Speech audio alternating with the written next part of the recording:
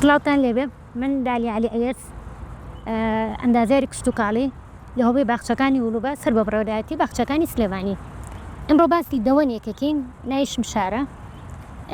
شمشار ناوە زانستێکی بۆکسیسە لە بڵێن نیشتیمانی ڕەسەنی لە کۆریا و جاپانە زیاتر.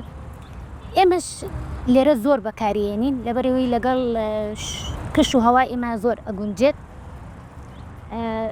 ڕۆکێکی هەمیشە سەوزە، تەمەنیشی درێژە، ڕۆکێکی معەممەرە.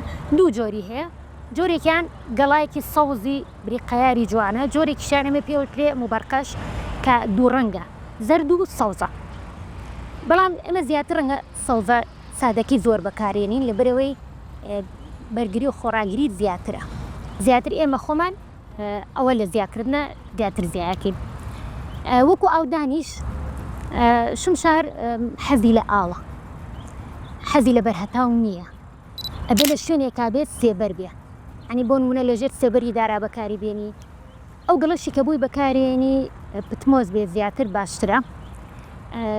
ئەم بڵێن شمشارە بۆ ژووری شەو و بۆ دەری شەو بەکاریە. لە زۆر ماڵا لە ژوورەوە بەکارێنن، لە زۆر کاتیشا ئێمە خۆمان وەکو باخچەکان لە دەرەوە بەکارێنی، بەڵام ئەبێ شوێنەکەی بەرهەتاو نەبێ، چکان لە دوای پلەی گەرمی چ لەوانێت تۆزی هەڵە پڕوتیە.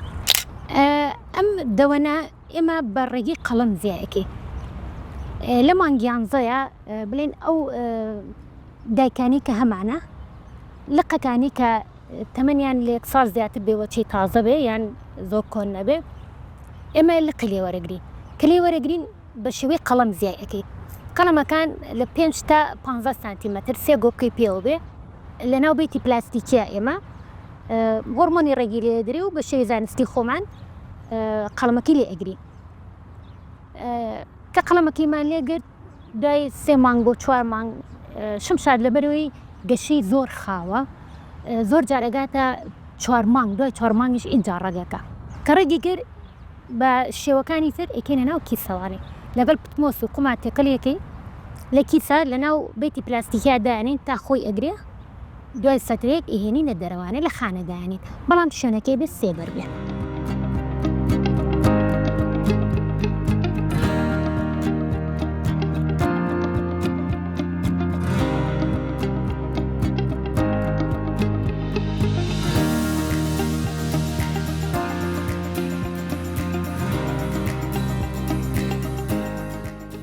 وەکو سوودەکانیشی زیاترەوە بۆ زینە بەکارێنین کە تەمەنێکی تۆزێک گەورە بێ ئەتوانین تەشکیلەی تیا دروستکەین وەکو جوانکاری بەکاری ئەهێنین.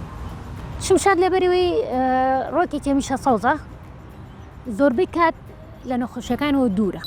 ئێمە وەکو باخچەکان ڕێنماییمان هەیە بۆ خەڵک و بۆ خۆشمان زۆر ئیحتیمام بدرێ بە شمشار لەبەرەوەی ڕۆکێکی هەمیشە سەوزە، ڕەونەقێکی جوانی هەیە، بانیان کە توێی تێرە ڕەنگێکی جوانی هەیە، ئاو درابێت دەرونی یان ئینسان مرتاحە بێ. لەبەرەوە من ئۆکسجینێکی زۆری هەیە، هەزەکەم خەڵک هەمووی بڕۆیە.